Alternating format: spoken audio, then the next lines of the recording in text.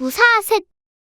이 토지를 깔고 앉아있는 건물의 등기부를 한번 보겠습니다. 네네. 자, 갑구로 가볼까요? 소유권에 관한 사항.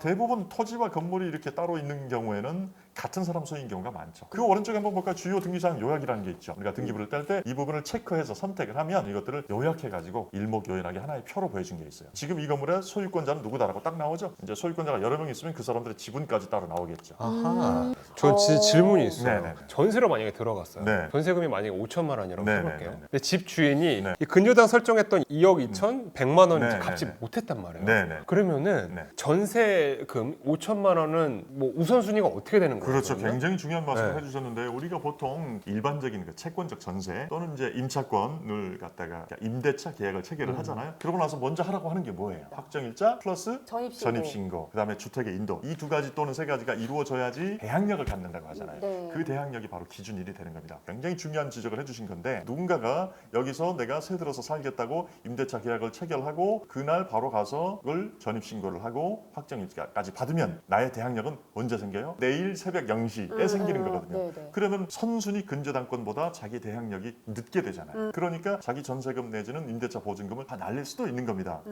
자, 지금까지 토지와 건물의 등기부를 하나씩 봤는데 이런 식으로 보증은 물상보증, 그러니까 물적인 보증이 있고 또 하나는 인보증이 그 중에서 어떤 게 더 무서울까요? 인보증. 그렇죠. 왜 그래요?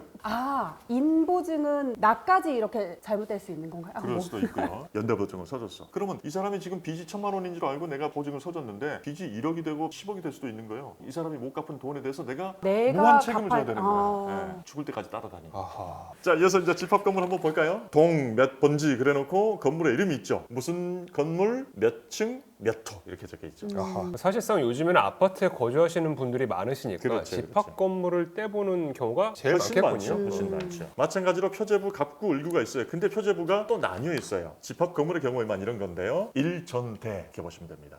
몇 호 이런 것들이 수십 개가 모여 있는 하나의 집합 건물이 있잖아요. 집합 건물 한 동 전체를 보여주는 거죠. 전체의 건물의 표시가 일동의 건물의 표시입니다. 전은 뭡니까? 내가 살고 있는 이 호수, 이 호수만 나와 있는 게 전유 부분입니다. 전유 부분의 건물의 표시 밑에 또 괄호가 하나 있죠. 대지권의 표시가 있습니다. 네. 대지권은 말 그대로 토지의 지목으로서의 대를 말씀드렸는데 여기서는 이제 대지라는 말을 쓰는 거죠. 이 땅을 사용할 수 있는 권리를 대지권이라고 하는 거예요. 그 대지권이 소유권인 경우도 있고 전세권이라든지 임차권인 경우도 있습니다. 임차권은 채권이긴 하지만 그다음에 이 건물은 어떠한 용도의 건물이냐? 업무시설, 근린생활시설 이렇게 되어 있죠. 주의할 것은 오피스텔일 경우에 오피스텔은 또 두 가지로 나뉘거든. 맞아요, 업무용 맞아요. 오피스텔이 있고 주거용. 오피스텔이 네, 있고 네. 업무용 오피스텔에는 전입신고를 할 수가 없습니다. 자, 그 밑에 이제 일동의 건물의 표시 중에서도 대지권의 목적인 토지의 표시가 있죠. 이 건물이 깔고 앉아있는 땅이 뭐냐? 오른쪽으로 오면 이제 같은 표제부에서 전유 부분의 표시가 나와 있죠. 등기부에는 B를 한글로 B라고 적었어요. 근데 우리가 만약에 세계 경우에 주민등록등본 같은 거 떼보면 알파벳 대문자로 네. B로 돼 있잖아요. 네. 근데 그 알파벳이 등기 신청서에는 입력을 못하게 돼 있어요. 그런 것들을 좀 일원화하는 게 좋을 텐데 그런 것들이 좀 굉장히 아쉬운 것 중에 하나예요. 자, 대지권의 표시. 대지권의 목적인 토지의 표시는 왼쪽에 있었죠. 소유권 대지권입니다. 우리가 대지를 사용할 수 있는 권리가 있다는 거고 각각의 호수별로 대지권을 배분을 해준 거예요. 그 호수들이 갖고 있는 면적에 비례해서 대지권을 배분하는 경우도 있지만 그렇지 않은 경우도 있습니다. 그런 걸 규약상 대지라고 하거든요. 반드시 그런 것들을 잘 꼼꼼히 체크할 필요가 있습니다. 여기서 그다음에 대지권 비율의 분모가 왼쪽에 있는 대지권의 목적인 네. 표시의 면적. 면적과 같죠. 평수 자체를 갖다가 분모로 놓고 이 중에서 얼마씩 쪼갰다라는 걸 분자로 놓고 이런 네. 식으로 하는 경우도 있는데 소수점 이하 4자리까지 이렇게 적을 수 있게끔 되어 있습니다. 우리가 보통 이제 재건축 대상인 아파트를 살 때 대지 지분이 넓은 걸 산다 그런 말을 하잖아요. 정확하게 말하면 대지권의 비율이 큰 호수의 아파트를 사야지 갈아엎어서 새로 지을 때 내가 차지할 수 있는 공간들이 훨씬 더 커지는 거니까. 그럼 저 질문 하나 있습니다. 네네네. 집합 건물은 그러면 하나만 떼면 되어지는 그게 건가요? 좋죠. 집합 건물이 더 복잡하고 더 신식 건물이긴 하지만 등기부를 뗄 때는 비용이 세이브가 되죠. 하나만 떼면 되니까.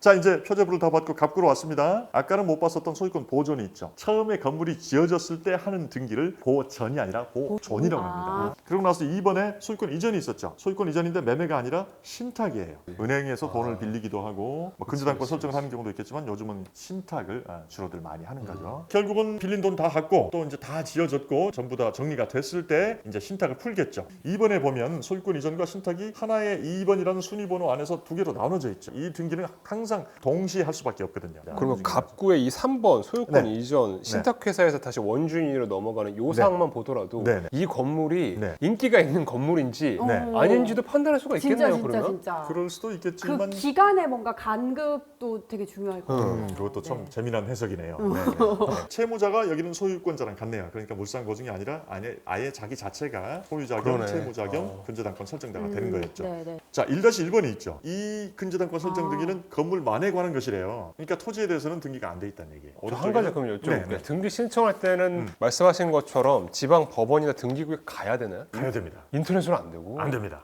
전자등기라는 어떤 신종 등기 기법이 있긴 있는데 아직은 이런 소유권 이전 등기 같은 것들에 대해서는 시스템이 아직은 다 받쳐주지 못해요. 그런데 예외적인 것들이 하나 생겼습니다. 내년 1월 며칠부터 새롭게 부동산 등기법이 바뀌어가지고 상속 등기 같은 게 고인이 갖고 있던 그 피상속인이 갖고 있던 부동산이 전국 각지에 산재되어 있을 수가 있잖아요. 그것들을 일괄적으로 처리하기 위해서 하나의 등기소에만 신청하면 나머지는 직접 찾아가지 않아도 다 같이 검토를 해주는 그런 시스템으로 바뀌었어요. 그것도 전자는 아니고 일단 하나만 가면 되어진다. 그렇죠, 그렇죠. 자, 이렇게 해서 토지, 일반 건물, 집합 건물 이 세 가지의 등기상 전부 증명서를 보는 법을 간단히 한번 설명을 드려봤어요. 애독자 여러분들께서도 추가적으로 좀 알고 싶은 사항이 있으시면 밑에 댓글로 달아주시면 저희들이 읽어보고 별도의 컨텐츠를 촬영하거나 댓글로 간단하게 답변을 드릴 수 있는 건 드리고 이렇게 하도록 하겠습니다. 저는 이거는 질문을 주시면 그에 대한 답변으로 또 다른 콘텐츠를 진행하면 너무 좋을 것 같아요. 그런 것도 네, 좋죠. 맞아요. 제가 사실은 이거 가지고 먹고 사는 사람이니까 이런 기회가 많이 생기면 좋은데 여기까지 하는 걸로 할까요? 자, 지금까지 법무사 김청산, 농사 아는지 세무사 전영진. 셋이 모여 무사 셋이었습니다. 셋이었습니다. 무사 셋